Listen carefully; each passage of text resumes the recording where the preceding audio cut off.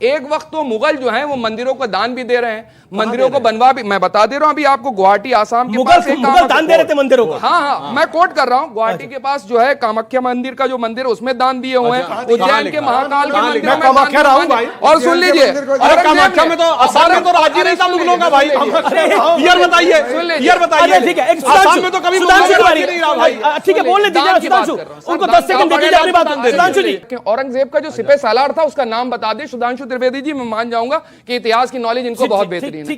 Main जो उसका chief सिपह सालार था, का जनरल नॉलेज का टेस्ट ले रहे हैं, ये बड़े लोगों को पढ़ा दे, इसलिए बोल रहा हूँ। कहां चक्कर में पढ़ रहे हो आप? इतना नहीं, आगे से ऐसे हवा में देखे गंभीर बात किया करिए, हवा में मत बोला करिए। मैंने कोड़ा मसीरे आलमगिरी ट्रांसलेटेड बाय जदुनाथ सरकार विद पेज नंबर। अब झूठ झूठ झूठ कुछ भी बोलने लगते हैं। कमांडर का नाम नहीं बताया, हद होती है। अच्छा वो अब झूठ का कोई प्रूफ होता है?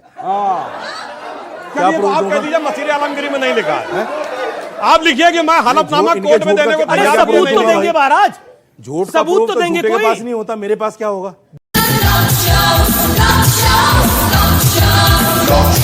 राम मंदिर को लेकर के विवाद हो रहा था तो उस वक्त अटल बिहारी वाजपेयी जी और लाल कृष्ण आडवाणी जी सब लोग यात्रा लेके चल रहे थे, कहते थे एक राम मंदिर का मसला दे दीजिए, उसके बाद कुछ नहीं। और फिर 1991 का प्लेसेस ऑफ वर्शिप एक्ट इसीलिए लेकर के आया गया कि अब इस देश के अंदर हिंदू मुसलमान मस्जिद मंदिर के नाम पर कोई विवाद नहीं होगा, उसको मानने के लिए तैयार नहीं हो रहे हैं। 1990 वर्शिप का जो प्लेसेस ऑफ वर्शिप एक्ट है उसको नहीं मानेंगे, तो कोर्ट ने भी नहीं माना वो तो। अरे नहीं कोर्ट, अरे आप कैसे कह सकते हो?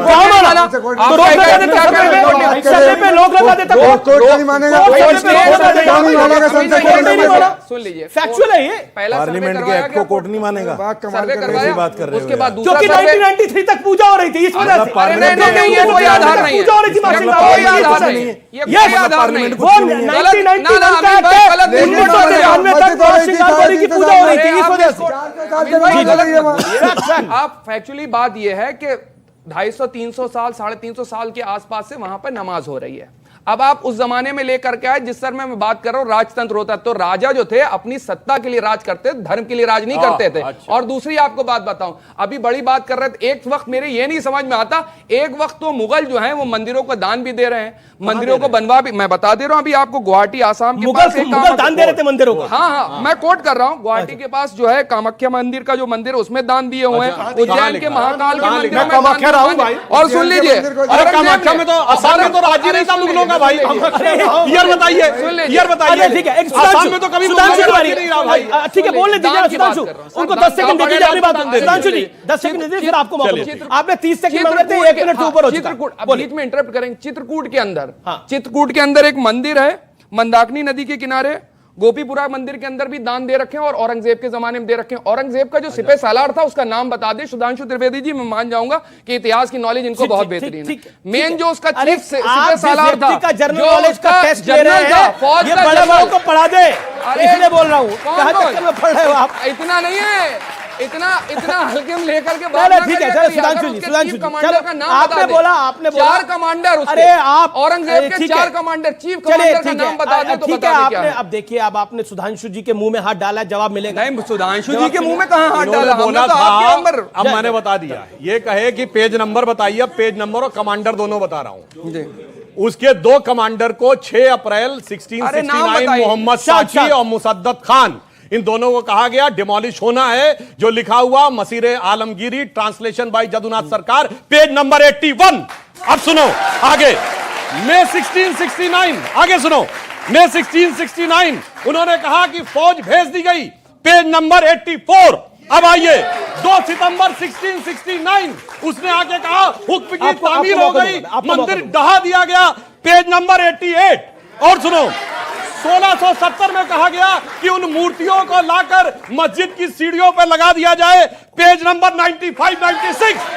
आगे से ऐसे हवा में देखे गंभीर बात किया करिए, हवा में मत बोला करिए। मैंने कोड़ा मसीरे आलमगिरी ट्रांसलेटेड बाय जदुनाथ सरकार विद पेज नंबर। अब झूठ झूठ झूठ कुछ भी बोलने लगते हैं। कमांडर का नाम नहीं बताया, हद होती है। अच्छा, वो जो मैसेज आया, उन्होंने पूरी किताब बता दी, उन्होंने पूरी किताब बता दी। आज घर जाके पढ़िएगा, आज घर जाके पढ़िएगा। अरे सुन लीजिए, औरंगजेब के रशीदी साहब की बारी है। अनफेयर कर रहे हैं, अनफेयर है ये, अनफेयर। नहीं मानेंगे नहीं ना, उसके चीफ कमांडर का नाम था, उसके चीफ कमांडर का नाम था, जो पूरी फौज का निर्णय लेता था, चीफ कमांडर का नाम था जशवंत सिंह। वो तो मिर्जा जलाल सिंह थे भाई, गजब बात है, वो तो मिर्जा जलाल सिंह थे, वो मानेंगे नहीं। अरे एक सेकंड, जो शिवाजी को भी बुला के लाए थे, क्या बात कर रहे हैं? जिस हिसाब मिर्जा से जलाल इतिहास सिंह इंडिया अकॉर्डिंग मैच करता है, वहां तो मीठा मीठा ठीक नहीं कब वो कड़वा है, कड़वा ये बिल्कुल तरीका ठीक नहीं है। अब रशीदी साहब की बारी है।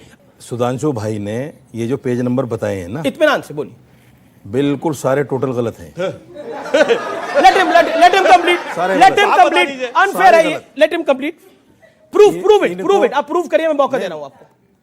अब झूठ का कोई प्रूफ होता है?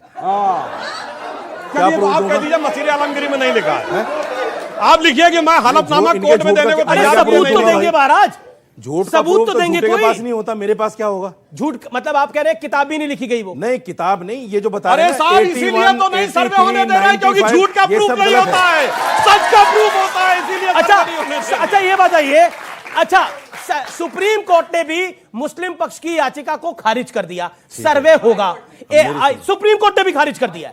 तो सर्वे से दिक्कत क्या है, सर्वे क्यों नहीं होना चाहिए, इसका आप कन्विंसिंग जवाब दीजिए, गिव अ कन्विंसिंग आंसर। हमें दिक्कत नहीं है जी, फिर क्या दिक्कत दिक्कत सिर्फ इनको फिर है। कोर्ट क्यों गए? दिक्कत सिर्फ इनको है। क्या दिक्कत है? क्या दिक्कत है?